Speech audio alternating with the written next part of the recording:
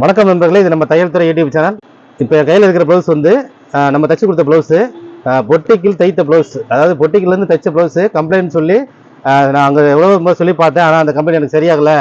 உங்களோட சேனல் பார்த்தேன், நீங்கள் நல்லா தைப்பீங்கன்னு நம்பிக்கைலாம் வந்து கொடுத்துருக்கேன்னு சொல்லிட்டு 40 கிலோமீட்டர் தாண்டி வந்து கிட்டத்தட்ட இது வந்து பஜார் 40 கிலோமீட்டருமே பஜார் ரோடு சென்னையில் வந்து 40 கிலோமீட்டர்னா 40,000 கடையை தாண்டி இருப்பாங்க. அதில் 400 கடையாவது டெய்லர் கடை இருந்திருக்கும்.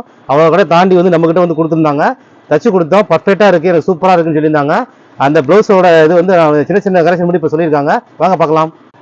இந்த ப்ளவுஸ் தான் அது வந்து நம்ம வந்து 4வது டாட் வரை கேட்டிருந்தாங்க. இதில் இது எல்லாமே வந்து அவங்களுக்கு ஃபிட்டிங் எதுவுமே மாறாமல் பர்ஃபெக்டாக இருக்குது. இந்த கப் ஷேப்பெல்லாம் எதுவுமே மாற்றாதீங்க, இதே மாதிரி அப்படியே வச்சுருங்க, இதான் எனக்கு சூப்பராக இருக்குது அப்படின்னு சொல்லியிருக்காங்க.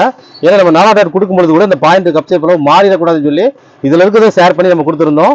அப்புறமா இந்த பை விழுகிற மாதிரி இருக்குது, ஒரு மாதிரி இழுத்த மாதிரி இருக்குது, கையெல்லாம் வந்து இழுத்துட்டு போன மாதிரி இருக்குன்னாங்க.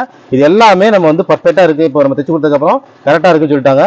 திரும்ப 2 ப்ளவுஸ் கொடுத்துருக்காங்க, சின்ன கரெக்ஷன்